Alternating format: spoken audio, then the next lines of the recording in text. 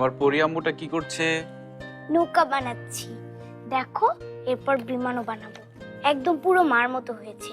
জানো, মা না কাগজ দিয়ে অনেক কিছু বানাতে পারে। তুমি মাকে বলেছো আমাদের কালকে হসপিটালে যেতে হবে? দেখো, পাখিও বানানো শেষ। একদম পুরো মার মতো হয়েছে না? হ্যাঁ, খুব সুন্দর হয়েছে। ভালো ডাক্তার কি বলেছে জানো মা? ভালো ডাক্তার বলেছে পরীকে কালকে হসপিটালে যেতে হবে। ডাক্তারের কাছে কিছুদিন থাকতে হবে।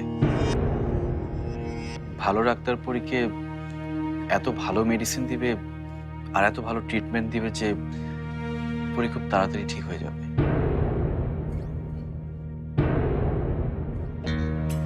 ভালো ডাক্তার আরো বলল হসপিটাল থেকে আসার পরে পরী স্কুলেও যেতে পারবে, সবার সাথে যেভাবে খুশি খেলতেও পারবে। ডাক্তার আরো বলল যে পরীকে সাগরে নিয়ে যেতে হবে, পাহাড় জঙ্গল সেখানে নিয়ে যেতে হবে, হাতি দেখবে, ঘোড়া দেখবে। কিন্তু সেখানে যেতে হলে তো পরীকে আগে চিকিৎসা করাতে হবে।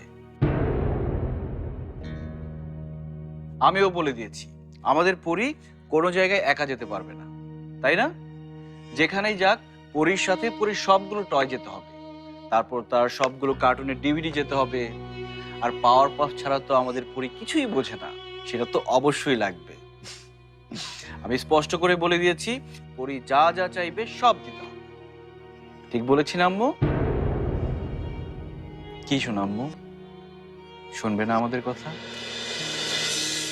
হ্যাঁ, পরীর কথা তো ওদের শুনতেই হবে, কিন্তু মা, তোমাকেও তো ওদের কথা শুনতে হবে। লক্ষ্মী বাচ্চা হয়ে থাকতে হবে। হতে পারে তোমাকে এমন একটা ঘরে নিয়ে গেল যেখানে আপু আম্মু কেউ থাকবে না, কিন্তু সেখানে এরকম কান্নাকাটি করলে চলবে না।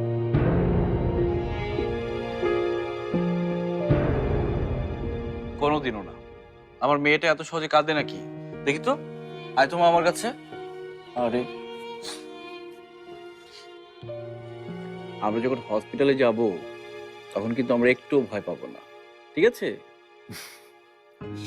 হসপিটাল থেকে যখন আব্বু আম্মু চলে আসবে তখন পরিও কোনো ভয় পাবে না, তাই না? ঠিক আছে। ডাক্তারের সব কথা পরি শুনবে তো? শুনবে। আমার লক্ষ্মী পরি। আমরা কবে ফিরবো বাবা?